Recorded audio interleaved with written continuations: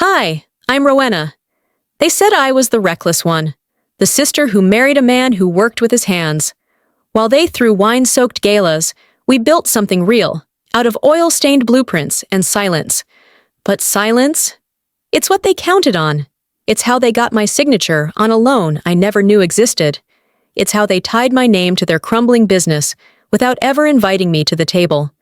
They mocked my life, then begged it to save theirs.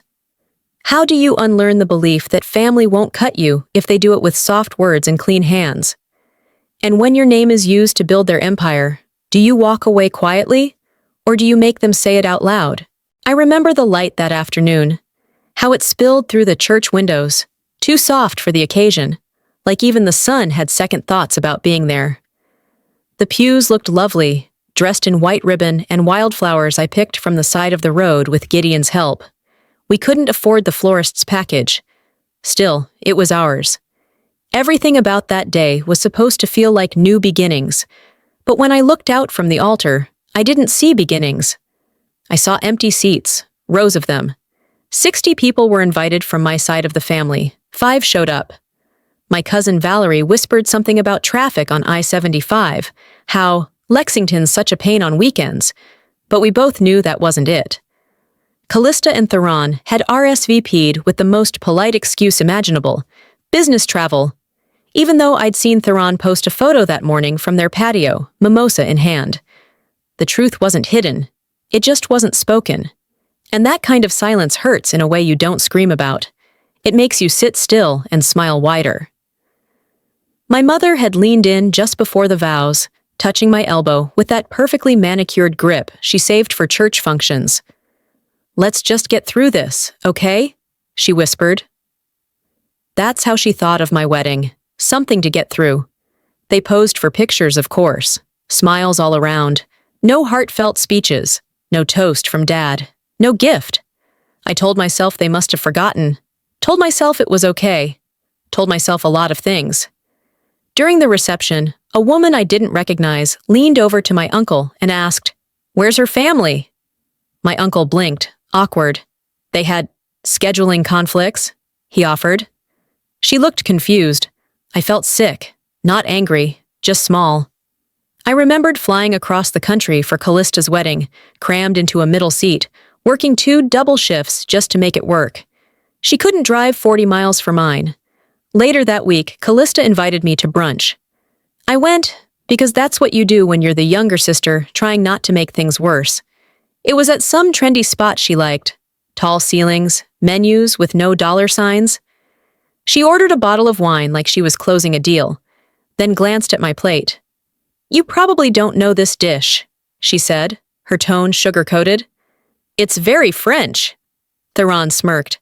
"They probably served pulled pork at her wedding." My mother chuckled, eyes on her napkin. I smiled. Everyone smiled. They laughed at me and expected me to laugh too. What none of them noticed, or maybe they did and just didn't care, was the way that kind of laughter slices different when it comes from the people you've bent over backwards to please. Gideon sat beside me, calm as ever, one hand resting on my knee beneath the table. He didn't say anything, but I could feel the quiet message in his touch. "I see you." It was more comfort than any of them had given me that entire month. It's strange how silence becomes habit, how you let things slide so often that the ground starts shifting underneath you. They never screamed at me, never told me I wasn't enough. They just edited me out of their narrative, one small omission at a time. And I let them. That's the part that gets me most. After brunch, I stood in the hallway of our little house, still in my nice dress, makeup starting to crack under the weight of the day. I looked at the framed photos on the wall. Our wedding, our first summer road trip, Ellis's preschool graduation. My side of the family appeared in none of them. Not because they weren't invited, just because they didn't come. I walked to our bedroom closet, pulled down the keepsake box from the shelf. Wedding cards, dried petals, a crumpled program stained with lemonade. I opened the envelope from Callista, the one she dropped in the mail 3 weeks late. Inside was a single card. No glitter, no handwritten note. Just the words, "We wish you luck. You'll need it." No name, no return address. And just like that, I knew my wedding wasn't just ignored. It was mocked. I should have walked away after that wedding, after the card with no name and the silence disguised as support. But I didn't, because walking away felt louder than staying, and I wasn't ready to make noise. Not yet. 3 months later, Callista invited us to a Sunday brunch at her place. "Just casual," she said, but I should have known. Nothing at Callista's was ever casual. Not the lighting, not the menu, not the seating chart. We arrived with Ellis in tow, dressed decent enough to not look like we were trying. Their house sat like it always had, high on a hill with a driveway that curved like a question mark. The lawn was surgically trimmed, the patio dressed in matching cushions that probably cost more than our kitchen renovation. A mimosa bar glimmered under a white canopy. Someone in slacks and pearls asked where we parked, like they were more concerned with property lines than people. We walked in, and the air shifted. Everyone smiled, but not the kind that reaches your eyes. Politeness coated the room like syrup over something sour. Gideon and I scanned the seating area, 2 long tables under string lights, place cards in silver script. I found mine tucked to the side, not next to my sister or my parents, but near the buffet. No card for Gideon, no seat either. "People say make yourself at home," I murmured, but what they mean is fit in or leave. Gideon didn't say anything. He never did in moments like this. Instead, he stood beside me, hand on my back, steady as always. Ellis clutched my fingers and asked if there'd be waffles. I said we'd check. When Theron clinked his glass, people turned. "Just wanted to welcome everyone," he said, too loud, too polished. "And special thanks to the guy who fixed my carburetor and stole my sister-in-law's heart." Laughter erupted, too quickly. Callista added, "Oh, come on, he's handy, and she's practical. That's romantic?" My mother smiled politely. My father sipped his coffee, eyes down. I nodded, laughed, clenched my jaw. Practical? That word stuck like a thorn. As if I chose love based on utility. As if my marriage were a garage project, not a life I built with hands and heart. After brunch, when people began to peel off for tennis matches and real estate showings, Callista pulled me aside near the kitchen island. "Actually," she whispered, "our compactor's been acting up. That thing Gideon fixed on Theron's car? He's good with machines, right?" I nodded slowly. "He is. Could he swing by sometime this week? Just a quick favor. Don't mention it to the others. It's just between us." They wanted his labor, not his name. I took a breath. "Will you at least introduce him as my husband next time?" She blinked, then smiled. "Of course. I mean, who else would he be?" Who else, indeed?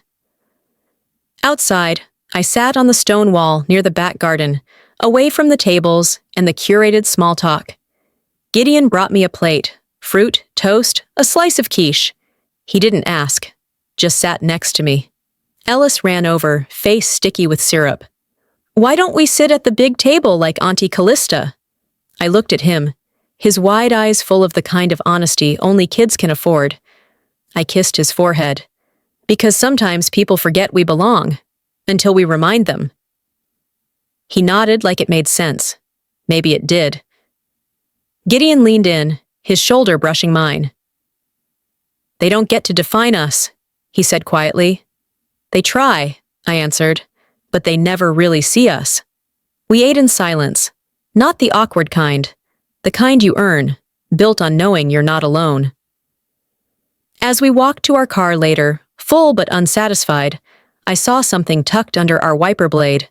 A napkin, folded once, scribbled across it in delicate looping ink. "Be grateful we let you in at all."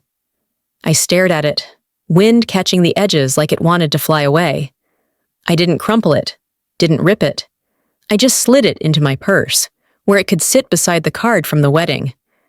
I should have walked away then, but I didn't. And they knew that. The house was quiet.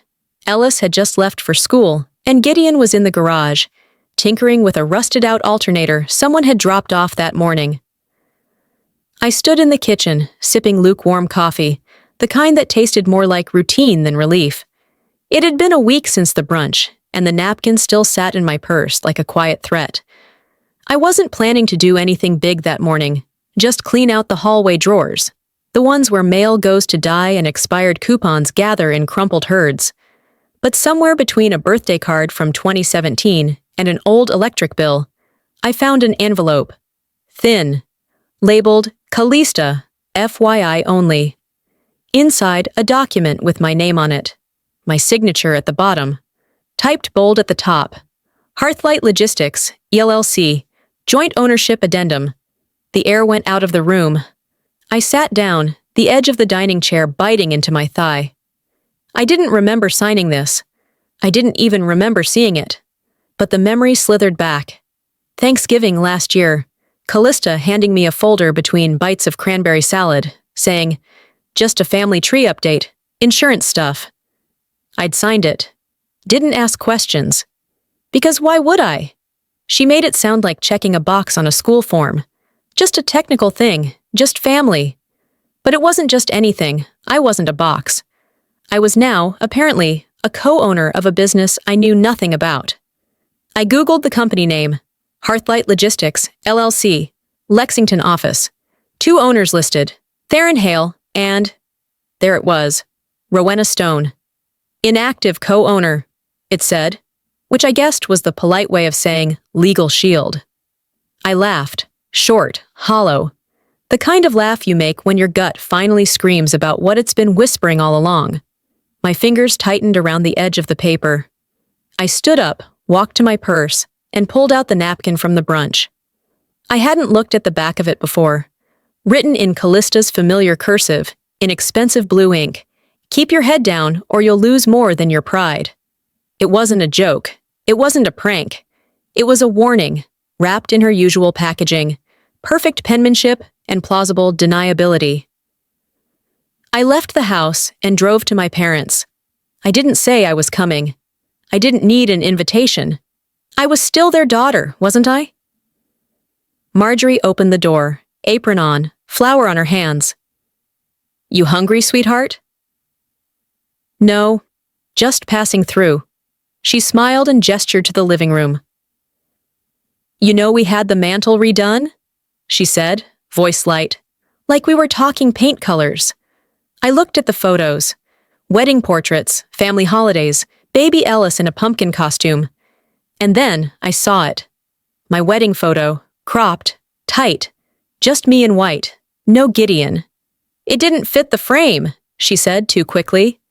"Right," I answered, not blinking. He didn't fit their picture, so they cut him out. Back home, I started pulling out every document my sister had ever handed me, every envelope, every casual, "just sign this real quick." I found an email from 6 months ago. "Thanks for being so flexible with paperwork. Made everything smooth." I had brushed it off at the time. Thought it was just about some legal update she needed to file for tax season. Now it sounded like a thank you note from a magician, after she pulled off her greatest trick. When Gideon came in from the garage, grease on his sleeves, he saw the paper trail on the table and raised an eyebrow. "Problem?" I held up the joint ownership form. "They've been using my name. I'm technically part of their company, and I had no idea." He took the paper, scanned it once, then met my eyes. "They counted on you never reading the fine print," he said, "because they never saw you as someone who would." That hurt more than I wanted to admit, not because it was cruel, but because it was true. "Manipulation wears a friendly face," I said, more to myself than to him. He nodded slowly. "Let's find out how many smiles came with strings." My phone buzzed. New email. Subject line, "Notice of financial interest. Legal inquiry." Recipient, Rowena Stone, co-signer. I stared at the screen. I wasn't just invisible, I was responsible. The email came in just after dawn, right as the coffee maker gurgled its last breath. I hadn't even opened the blinds yet, hadn't checked the weather, hadn't started my day with anything except a creeping sense that something else was about to go wrong.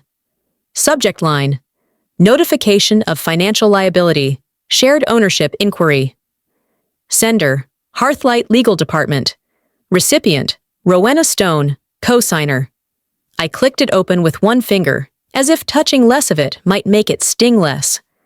Attached was a PDF, cleanly formatted, clinical in tone, outlining a $100,000 capital improvement loan tied to a shared business asset. My name sat there in bold under guarantor. My digital signature stared back at me like a mirror I didn't know I'd stepped in front of. This wasn't a misunderstanding. This wasn't a clerical error. This was a setup dressed as family paperwork. I remembered the brunch. Callista handing me a sleek envelope with a rehearsed smile. "Just a legal formality," she had said. "Family ownership balance keeps things fair on paper." Harlan nodded, eyes on his plate. Marjorie added, "It's nothing binding, sweetheart. Just helps her keep things organized." And I'd signed it, because they used the word trust like a spell, and I, like a fool, thought spells were made of protection, not traps. I printed the document and set it on the kitchen table, staring at the black and white betrayal. Gideon walked in a few minutes later, still wiping grease from his hands. "What's that?" he asked, nodding toward the pages. I handed them over. "Turns out I co-signed a loan. 6 figures." He skimmed it, frowning. "That's not just paperwork, that's liability." "Exactly." He grabbed his laptop, typing fast. "Let's see how deep this rabbit hole goes." Within minutes, he pulled up Hearthlight's public filings. "You're tied to 2 debts. One was paid, the other's pending. They've been using your name as a firewall." I sat down, hard. "They didn't just borrow money," I said. "They borrowed me." He looked up at me. "Family shouldn't feel like liability." That hit somewhere tender. Somewhere I hadn't let myself feel in years. The sun had fully risen by then, turning the kitchen gold. I picked up my phone and dialed. Callista answered on the second ring. "Hey, sis," she said, her voice sugary sweet. "Everything okay?" "I got something curious in my inbox this morning." She paused. "What kind of something?" "A shared ownership inquiry with a capital repair loan, one I apparently co-signed." Another pause. "Oh, that. Just legal language. Standard cross-signature clause. You're not actually liable." "Then why does the document list me as joint guarantor?" The silence on her end stretched long enough to feel like a statement. Finally, she said, "Ro, you said you wanted to feel included. This was inclusion." I blinked. "So you gave me debt for inclusion. It's not debt if nothing goes wrong. And if it does?" She exhaled. "Let's not be dramatic." I hung up. Not because I was angry, though I was, but because if I stayed on the line, I'd say something I'd regret. Or worse, I wouldn't say anything at all. Some people hand you knives wrapped in bows, and they call it love. That evening, just as I was finishing the dishes, the phone rang again. Marjorie. "Callista said you're upset," she began, her voice in its practiced soft tone. "Don't make this bigger than it is, sweetheart. You've always been the strong one." I wiped my hands, picked up the phone, and answered with every ounce of steel I'd spent my life hiding. "Then I hope you're ready to see what strong really looks like." The garage smelled like metal and machine oil, a scent I'd grown oddly fond of over the years. Saturday afternoons usually meant Gideon under a hood and Ellis playing with bolts on the floor. But this time, the workbench was covered in paper, not parts.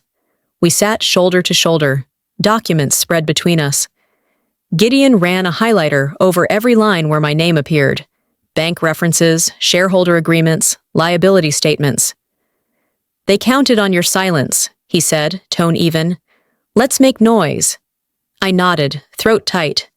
Every time my name appeared in those contracts, I felt another thread snap loose from the illusion I'd been living under. The illusion that family meant fairness. I printed extra copies, 3 sets, and slid them into a folder labeled in my handwriting, "If they push." By late afternoon, we were wrapping up when the doorbell rang. I didn't expect anyone. When I opened it, Marjorie stood there, holding banana bread and smiling like it was Christmas morning. "I was in the area," she said, stepping inside before I could answer. "Thought you might want something warm." She set the loaf on the counter, her eyes scanning the papers. "What's all this?"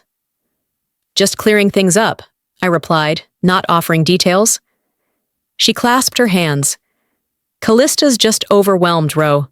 She didn't mean for things to go this far." I raised an eyebrow. "So what did she mean? For me to be a financial body shield?" Her face twitched. "You've always been strong. Your sister needs you to hold the line now." That phrase stuck to my ribs like bad soup. Hold the line. I realized she didn't mean keep us together. She meant keep the damage from spreading. I walked her back to the door without touching the bread. "You can tell Callista she's not the only one who's strong." She left without saying goodbye. After she was gone, I picked up my phone and called Callista directly. She answered like she always did, too quickly, too sweet. "Hey, sis." "I got your email," I said flatly. A beat. "Ro, are you really going to make this ugly? After everything Gideon's done?" I stiffened. "What's that supposed to mean? You want us to talk about his undocumented gigs? The cash jobs? You really want to open that door?" "That's not just low," I said. "That's legal blackmail." She exhaled sharply. "It's family leverage." I hung up before I said something that would burn more than a bridge. I told Gideon later. He didn't flinch, just nodded. "Then let's give them something real to be afraid of." That night, I wrote an email to both Callista and Theron. Subject: Notice of Boundary Body. "I will not be responsible for your debt, nor your damage. Further use of my name will result in legal escalation. This is not a threat. This is a statement." I hit send. Then I walked to the fridge, took down the old family calendar, and replaced it with a neon sticky note. Not the weak one anymore. The next morning, Gideon found a package outside the garage door. It was unmarked, just taped shut with precision. Inside was a broken wrench. The kind Gideon used for torque tightening, now snapped clean in two. A note rested on top, written in the same pen Callista used for birthday cards. "Careful who you threaten. Tools can break, so can people." That was no longer a game. It was a warning. The broken wrench sat on our kitchen table like an accusation, its jagged edge still sharp, the note that came with it tucked beneath, words etched in slanted ink. "Careful who you threaten. Tools can break, so can people." I hadn't thrown it away. Not yet. I kept it right there next to the coffee maker, a quiet reminder of what we were up against and what I wasn't willing to tolerate anymore. That evening, Gideon sat across from me, his hands folded, his gaze fixed on the wrench. He hadn't said much since the package arrived. No threats, no raised voice, no, "I told you so," just quiet, which scared me more than if he'd exploded. "Why haven't you said anything?" I asked, trying to sound casual, though my insides were tight. He didn't lift his eyes from the table. "Because if I do," he said, calm as ever, "I'll say everything." That was Gideon, steady, but not simple. He stood, disappeared into the garage, and came back a few minutes later with a thick binder. Worn edges, frayed corners, tabs still marked in red and green. He dropped it gently in front of me and flipped it open. Schematics, diagrams, algorithms. It was his original logistics system design, the one he'd pitched to Theron's firm 3 years ago. I remembered how hopeful he'd been, how careful, and I remembered the letter that came back weeks later. "We don't invest in backroom mechanics," it said. Now, that same system, barely altered, was running Hearthlight's distribution warehouse. "They didn't just reject you," I whispered. "They stole you." He nodded slowly. "And they thought I'd never notice." My stomach twisted, because they thought we were dumb enough to smile and stay grateful. Gideon tapped one page, showing how the structure matched their current inventory layout. They used it without my name, because they knew no one would ask questions if it looked like Theron's idea. I closed the binder, fighting the urge to scream. Not because we lost credit, but because they'd turned trust into a loophole and dared to call it family. I'm not out for revenge, I said. He smiled faintly. Good, because justice has better margins. We spent the rest of the night scanning every related email, matching patterns, creating folders. I didn't need fire and fury, I needed receipts. The next morning, we drove to the county clerk's office. Just after 10 a.m., still cool outside, Gideon wore his work shirt, grease under his fingernails, as always. I didn't ask him to dress up. He never needed polish to prove his worth. We asked for past construction permits and filings. The clerk, a woman in her 50s with sharp glasses and a sharper memory, remembered the last name. Didn't y'all help rebuild that porch after the windstorm in 21? Gideon nodded once. Neighbor's house? She clicked through her records, pulled up a folder, and pointed at a screen. That's you right there, signed off by a Harlan Stone. That your father-in-law? I nodded. There it was. Filed, stamped, verified, no payment, no public thanks. Just the name Stone, signed quietly over the work. After we left, I stood in the parking lot and stared at the sky. He was good enough to build your house, I muttered, but not good enough to marry your daughter? Gideon looked over at me. You always knew. You just didn't want to see it. We went home in silence, but it wasn't heavy anymore. It was focused. That night, I logged on to LinkedIn just to check messages, maybe clear my mind with a few polite job postings and articles about productivity. Instead, I saw a message notification. From RidgeTech Legal Counsel. The subject line was short. We have mutual interests. Let's talk quietly, before the public finds out. My finger hovered over the mouse. Quiet men move differently, I thought. They build slow. But when they shift, everything else does too. The Civic Center's fluorescent lights hummed overhead, too bright and too cold for a Friday morning. Folding chairs scraped against linoleum, the kind of setting where handshakes were meant to feel more meaningful than they really were. I sat near the back, silent, watching Callista glide through the crowd like it was her own runway. She wore a navy suit I'd seen once in a fashion article about executive polish. Theron trailed a step behind her, smiling at men in khakis and women in pearls, all local business owners nodding as if success could be absorbed through proximity. The event was marketed as a community business forum, but the minute RidgeTech emailed me a quiet seat at the table, I knew exactly what this was, a show of power, and now I was part of the audience. Or maybe the act. Callista took the stage. At Hearthlight Logistics, we believe in trust, in family, in partnerships built to last. She never said my name, not once, even though my signature had been the springboard for one of their largest expansions.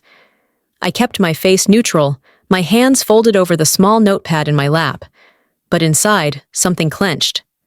After the event, I headed toward the parking lot, hoping to slip out unnoticed. I should have known better. Theron caught up with me near the sidewalk. You embarrassed yourself in there, he said, low and sharp. I turned to face him. Or maybe you embarrassed yourself using my name as a credit line. He stepped closer. You want me to start sharing how your husband got his first contracts? You sure that little garage didn't cut corners? I didn't flinch. Are you threatening to fabricate something? I don't have to. The truth's fuzzy enough to bend. His smirk said more than his words. This wasn't a conversation. It was a warning. That evening, back at home, I sat in the living room with Gideon. He'd stayed quiet during dinner, only speaking when Ellis asked about a school project. When Ellis finally went to bed, I showed Gideon my notes from the forum. Then my phone rang. A blocked number. I let it go to voicemail. A minute later, a text came through from someone I hadn't spoken to in years. Janine, a former assistant at Hearthlight. The message was brief. Call me. It's about your sister. I called. There's chatter, she said. Your sister's team is prepping a countersuit.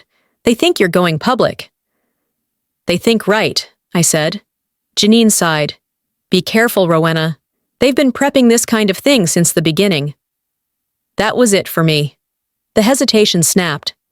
If they weaponize your silence, I muttered to no one in particular. You speak first, and loud. I called my attorney the next morning. We drafted a formal declaration. Not an accusation, but a timeline. Paperwork, my signature, documents that showed how Hearthlight had used my name without disclosure, how their expansion sat on a foundation they never asked me to pour. We sent it to Hearthlight's legal team and Ridgetech's. If they were watching, they'd want to know who they were doing business with.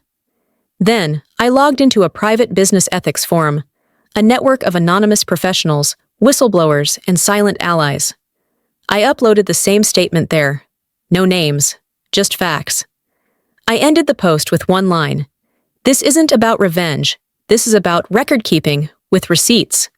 The next morning, my phone buzzed. A message from Callista. Short.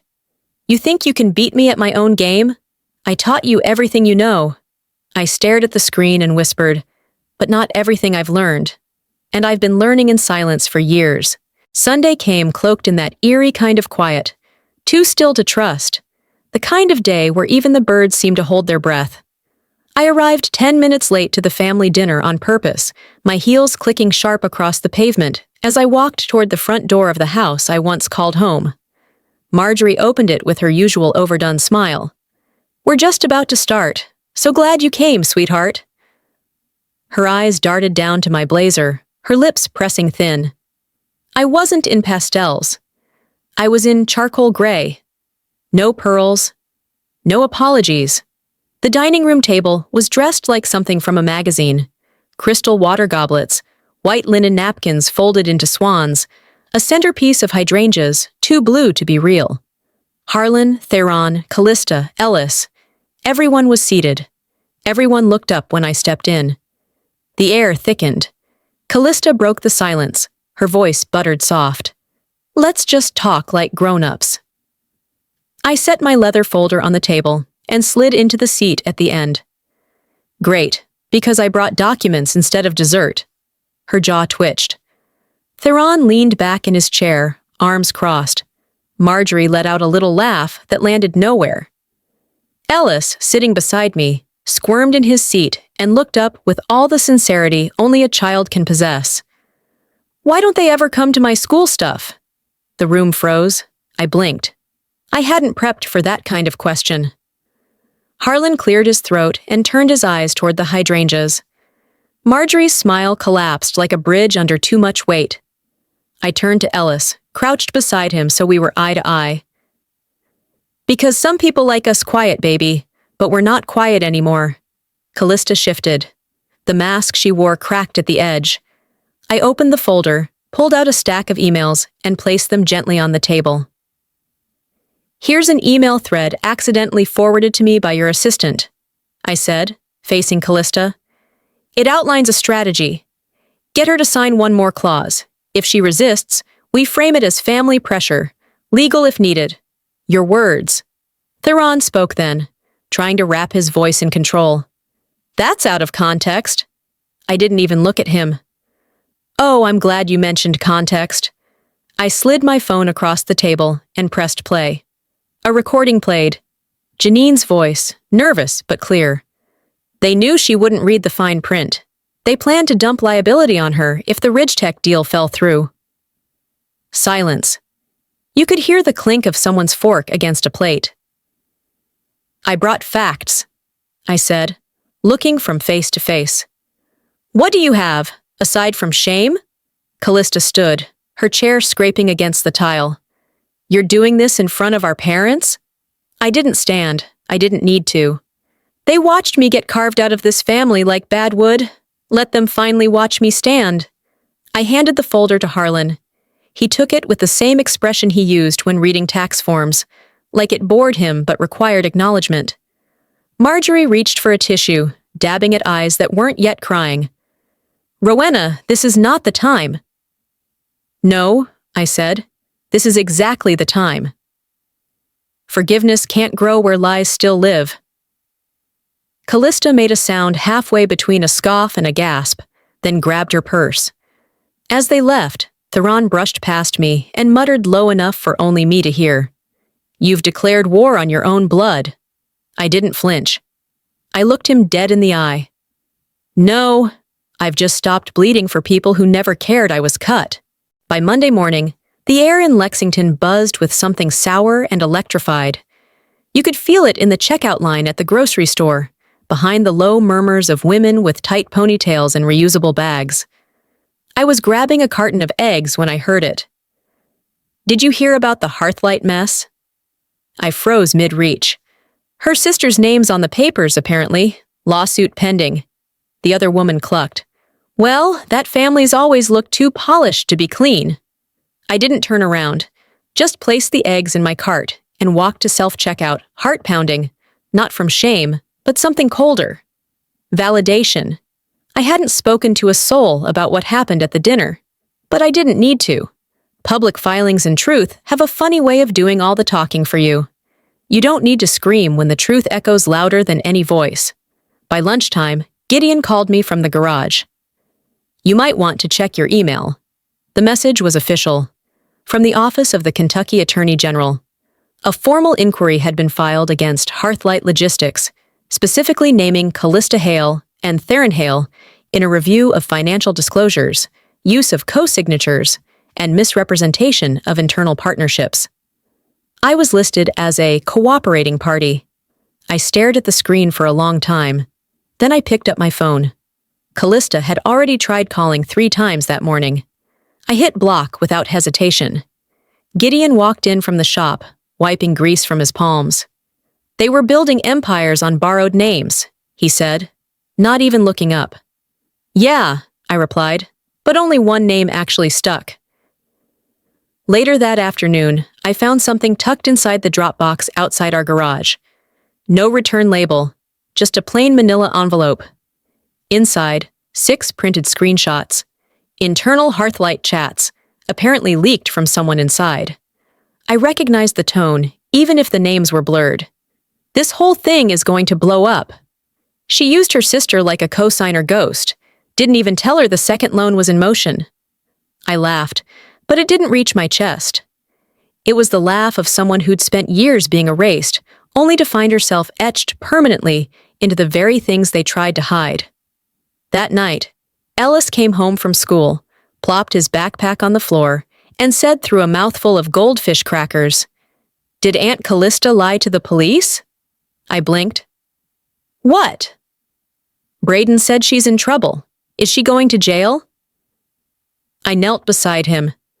Sometimes, people get too used to getting away with things. They forget that being smart isn't a license to be cruel. He chewed thoughtfully, nodded, then asked if he could watch cartoons. As the sun dipped behind the trees, Gideon started closing up the garage. I saw Harlan's truck drive slowly past, pause near the curb, then roll on without stopping. No wave, no gesture, just presence, observation, then distance. Marjorie came by an hour later. She didn't knock, just left a pie on the porch with no note. It was cherry, my least favorite. I left it out there until morning. Vindication feels different than I thought it would. It isn't loud. It isn't satisfying in the way movies make it seem. It's just still, cold, but clean. Like walking into a house that's finally emptied of the people who made you doubt your own reflection. Just before bed, another email came through. Subject line, formal contract, Ridgetech licensing offer. Body, we would be honored to license the logistics platform developed by your team. Ownership, Stone Technologies, full control and rights under your name. I read it twice, and for the first time in a long time, the only name on the paper was mine. 5 days after the Ridgetech email, I signed the contract. Not on behalf of anyone else. Not under pressure. Not in the shadow of family. Just mine. The pen glided across the paper, and with every stroke, something heavy left my chest. The license was official. The software Gideon and I had built, refined in grease-streaked notebooks and midnight troubleshooting, was no longer a mechanic's guesswork. It was now the core system for Ridgetech's regional rollout, under Stone Technologies. My name, our name, on our terms. When we got back to the garage, Gideon disappeared into the back room and returned a few minutes later with a small brass plaque. He wiped it once with his sleeve, then handed it to me. It read, Stone Technologies. Founder, Rowena Stone. He didn't say anything. He didn't need to.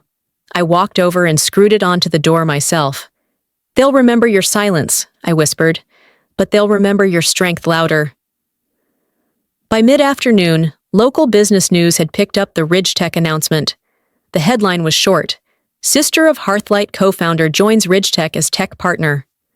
Callista's face appeared in the thumbnail of the afternoon news segment. Theron stood beside her, jaw clenched tight as the reporter asked about investor withdrawals. We are navigating a difficult internal miscommunication, Callista said. Miscommunication. That was the word they picked. Not exploitation, not deception. Just one more clean phrase to tuck behind teeth, already used to smiling while slicing. I watched without blinking. Later that evening, while Gideon updated the server cabinet, I heard a knock. I opened the office door expecting a delivery. It was Callista. No makeup, no camera. Just her, flat hair, tired eyes, and an envelope clutched too tightly. It was supposed to be us, she said. I stepped outside and closed the door behind me. No, I said evenly. You never saw us. You only ever saw you. Her lips trembled. Look, I didn't expect things to spiral. We can still fix this. You mean bury it? I asked. Because that's the only thing you've ever wanted. To control the narrative, not fix it. She stepped closer. You taught me to be strong, but you've turned this into a public execution. I tilted my head. I warned you. I begged you. You taught me not to be weak. Now you hate what that looks like. She stood frozen, then handed me the envelope. Whatever you decide, I just didn't want you to hear it secondhand. I didn't open it, just nodded and walked back inside. The next morning, I filed the final documents. Removal of my name from all prior Hearthlight LLC affiliations. It was cleaner than I expected. The state clerk didn't flinch, not even a raised eyebrow. Just a stamp, a date, a done. When I returned to the garage, Ellis was sitting on a stool, swinging his legs and eating a granola bar. He pointed to the plaque on the door. Is this really yours? He asked. I crouched beside him. Yes, I said. Every letter. He grinned, mouth full, and went back to his granola. I watched him, a quiet weight lifting in my chest. My name used to feel like something I had to carry. Now, it felt like something I got to wear. That night, a news anchor's voice broke through the living room TV as we finished dinner. And today, former investors confirm legal inquiry into Hearthlight Logistics is now officially under state review. I didn't look at the screen. I didn't need to. Not all endings come with fireworks. Some come with a name and a door that finally closes. It had been 2 weeks since the RidgeTech deal was finalized, and the stillness that followed didn't feel empty. It felt earned. The phone stopped buzzing. No unknown numbers. No emails flagged urgent. The silence that used to feel like abandonment now felt like space. Like I could breathe without watching my back, without waiting for someone to ask for more, while pretending it was a favor. I started gardening again, just me and the soil. No pressure to grow anything spectacular, just enough to see green come back into places I'd let go barren. Marigolds in the corners, mint by the windows. I caught myself smiling at sprouts, hands deep in dirt, heart unbothered. You are not required to set yourself on fire to keep others warm. I remembered reading that once in a dusty paperback left in a laundromat waiting room. At the time, I underlined it. But now, I lived it. A text came through late one afternoon. Your father wanted to come by. He changed his mind. It was from Marjorie. No apology, no follow-up. I stared at it for a full minute, then locked the screen. That silence I'd once feared now rang clear. I had stopped waiting for them to knock, and that's when I truly closed the door. That evening, Ellis came into the kitchen while I was setting plates. Can we do a family night? He asked, not in the hopeful tone of a child wanting permission, but with the certainty of someone asking for something already theirs. I looked at him, and for once, I didn't feel the ache of having to make up for what my side of the family lacked. What kind of family night? He shrugged. Just us. You and Dad and me. Pizza. No yelling. Gideon, walking in behind him, added, I can do quiet. I'm a professional at it. We all laughed. As the evening settled around us like a warm quilt, I felt something shift inside me. This wasn't a substitute for what I'd lost. It was better. It was real. We broke a cycle, didn't we? I whispered later that night as Gideon and I watched Ellis fall asleep on the couch, TV still humming low. No, Gideon said, his hand finding mine. You did. The next day, I wrote a letter. To Callista. It wasn't angry. It wasn't poetic. Just real. I needed to choose myself, and I hope someday you'll forgive me for that. Not because I need it, but because you do. I folded it, sat with it for a while. Then I walked outside, lit a match, and dropped the letter into the fire pit.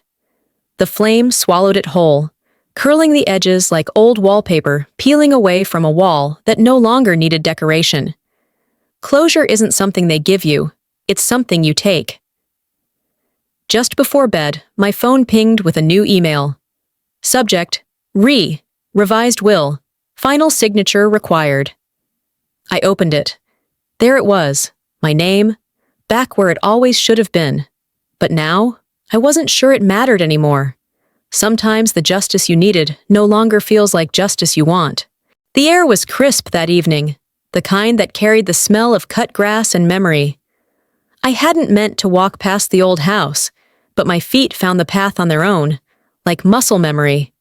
The sidewalk was the same, cracked where the roots had pushed up from underneath. The shutters still green, the porch light flickering faintly. And just for a moment, I wondered if they even knew I was out here, standing at the edge of a chapter they wrote me out of. Earlier that day, I had sat in the family attorney's office. Same desk, same leather chairs, same forced pleasantries. Only this time, the energy had shifted.